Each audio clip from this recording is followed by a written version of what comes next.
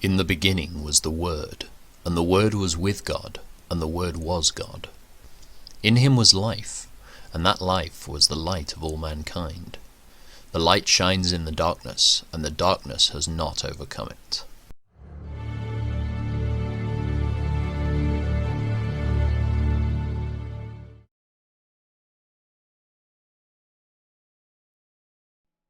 On August 14th, during the 7th year of King Jehoiachin's captivity, some of the leaders of Israel came to request a message from the Lord. They sat down in front of me to wait for his reply.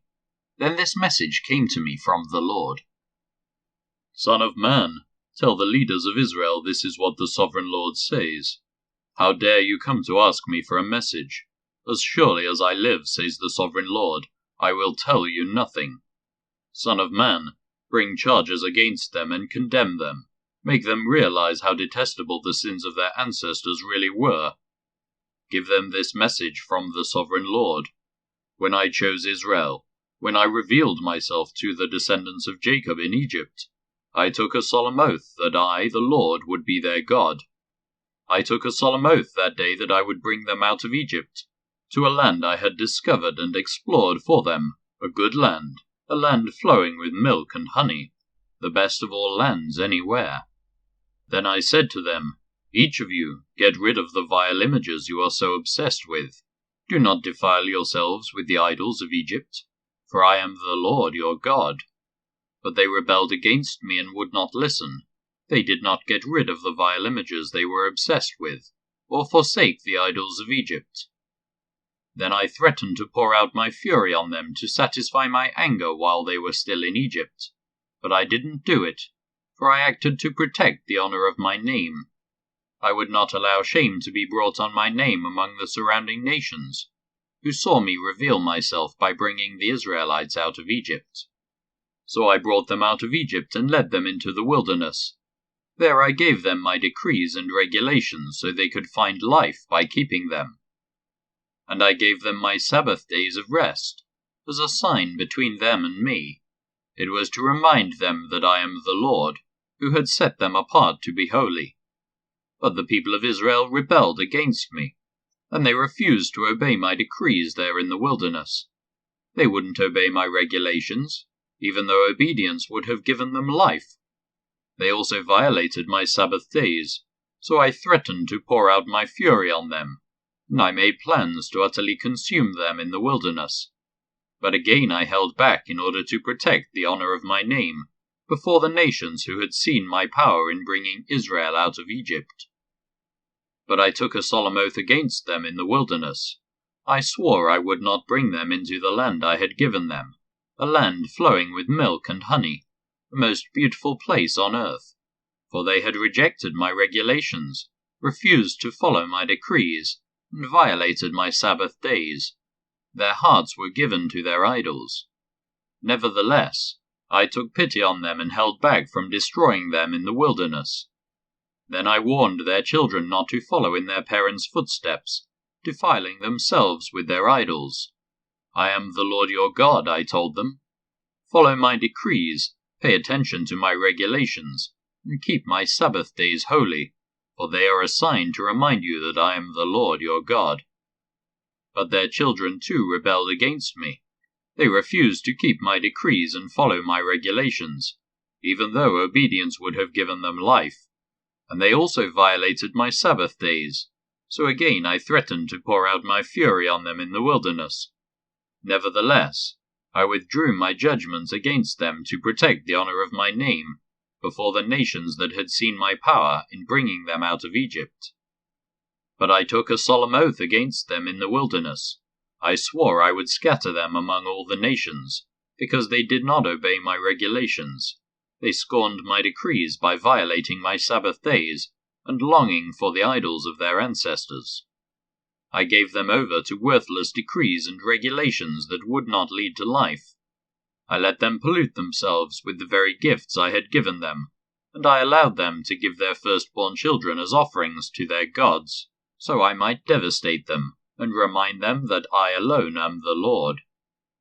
Therefore, Son of man, give the people of Israel this message from the sovereign Lord. Your ancestors continued to blaspheme and betray me, for when I brought them into the land I had promised them, they offered sacrifices on every high hill and under every green tree they saw. They roused my fury as they offered up sacrifices to their gods. They brought their perfumes and incense and poured out their liquid offerings to them. I said to them, "What is this high place where you are going?" This kind of pagan shrine has been called Bama, high place, ever since. Therefore give the people of Israel this message from the sovereign Lord. Do you plan to pollute yourselves just as your ancestors did? Do you intend to keep prostituting yourselves by worshipping vile images? For when you offer gifts to them and give your little children to be burned as sacrifices, you continue to pollute yourselves with idols to this day. Should I allow you to ask for a message from me, O people of Israel? As surely as I live, says the sovereign Lord, I will tell you nothing. You say, "We want to be like the nations all around us, who serve idols of wood and stone." But what you have in mind will never happen. As surely as I live, says the sovereign Lord, I will rule over you with an iron fist, in great anger and with awesome power. And in anger I will reach out with my strong hand and powerful arm, and I will bring you back from the lands where you are scattered. I will bring you into the wilderness of the nations, and there I will judge you face to face. I will judge you there just as I did your ancestors in the wilderness, after bringing them out of Egypt, says the sovereign Lord. I will examine you carefully and hold you to the terms of the covenant. I will purge you of all those who rebel and revolt against me. I will bring them out of the countries where they are in exile, but they will never enter the land of Israel. Then you will know that I am the Lord. As for you, O people of Israel, this is what the sovereign Lord says. Go right ahead and worship your idols, but sooner or later you will obey me, and will stop bringing shame on my holy name by worshipping idols. For on my holy mountain, the great mountain of Israel, says the sovereign Lord, the people of Israel will someday worship me, and I will accept them. There I will require that you bring me all your offerings and choice gifts and sacrifices. When I bring you home from exile, you will be like a pleasing sacrifice to me, and I will display my holiness through you as all the nations watch. Then when I have brought you home to the land I promised with a solemn oath to give to your ancestors, you will know that I am the Lord. You will look back on all the ways you defiled yourselves and will hate yourselves because of the evil you have done. You will know that I am the Lord, O people of Israel, when I have honored my name by treating you mercifully in spite of your wickedness. I, the sovereign Lord, have spoken. Then this message came to me from the Lord. Son of man, turn and face the south and speak out against it. Prophesy against the brushlands of the Negev. Tell the southern wilderness, this is what the sovereign Lord says. Hear the word of the Lord. I will set you on fire, and every tree, both green and dry, will be burned. The terrible flames will not be quenched and will scorch everything from south to north. And everyone in the world will see that I, the Lord, have set this fire. It will not be put out. Then I said, O sovereign Lord, they are saying of me, he only talks in riddles. Then this message came to me from the Lord. Son of man, turn and face Jerusalem, and prophesy against Israel and her sanctuaries. Tell her, this is what the Lord says, I am your enemy, O Israel, and I am about to unsheathe my sword to destroy your people, the righteous and the wicked alike. Yes, I will cut off both the righteous and the wicked. I will draw my sword against everyone in the land from south to north. Everyone in the world will know that I am the Lord. My sword is in my hand, and it will not return to its sheath until its work is finished. Son of man, groan before the people. Groan before them with bitter anguish and a broken heart. When they ask you why you are groaning, tell them, I groan because of the terrifying news I have heard. When it comes true, the boldest heart will melt with fear. All strength will disappear. Every spirit will faint. Strong knees will become as weak as water. And the sovereign Lord says, it is coming. It's on its way. Then the Lord said to me, Son of man, give the people this message from the Lord. A sword is being sharpened and polished. It is sharpened for terrible slaughter, and polished to flash like lightning. Now will you laugh? Those far stronger than you have fallen beneath its power. Yes, the sword is now being sharpened and polished. It is being prepared for the executioner. Son of man, cry out and wail, pound your thighs in anguish, for that sword will slaughter my people and their leaders. Everyone will die. It will put them all to the test. What chance do they have, says the Sovereign Lord? Son of man, prophesy to them and clap your hands. Then take the sword and brandish it twice, even 3 times, to symbolize the great massacre facing them on every side. Let their hearts melt with terror, for the sword glitters at every gate. It flashes like lightning and is polished for slaughter. O sword, slash to the right, then slash to the left, wherever you will, wherever you want. I too will clap my hands, and I will satisfy my fury. I, the Lord, have spoken. Then this message came to me from the Lord. Son of man, make a map and trace 2 routes on it for the sword of Babylon's king to follow. Put a signpost on the road that comes out of Babylon, where the road forks into 2, one road going to Ammon and its capital Rabbah, and the other to Judah and fortified Jerusalem. The king of Babylon now stands at the fork, uncertain whether to attack Jerusalem or Rabbah.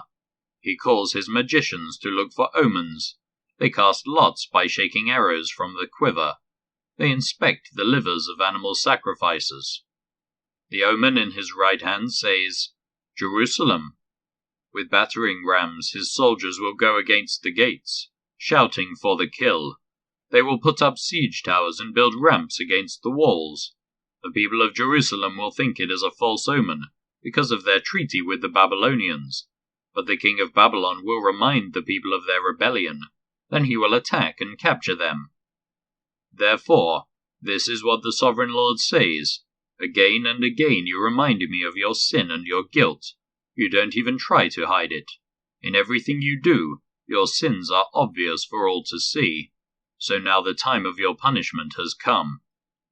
O you corrupt and wicked Prince of Israel, your final day of reckoning is here. This is what the Sovereign Lord says. Take off your jeweled crown, for the old order changes. Now the lowly will be exalted, and the mighty will be brought down. Destruction, destruction, I will surely destroy the kingdom, and it will not be restored until the one appears who has the right to judge it. Then I will hand it over to him. And now, Son of man, prophesy concerning the Ammonites and their mockery. Give them this message from the Sovereign Lord. A sword is drawn for your slaughter. It is polished to destroy, flashing like lightning. Your prophets have given false visions, and your fortune-tellers have told lies. The sword will fall on the necks of the wicked, for whom the day of final reckoning has come. Now return the sword to its sheath, for in your own country, the land of your birth, I will pass judgment upon you. I will pour out my fury on you, and blow on you with the fire of my anger. I will hand you over to cruel men, who are skilled in destruction. You will be fuel for the fire, and your blood will be spilled in your own land. You will be utterly wiped out, your memory lost to history, for I, the Lord, have spoken.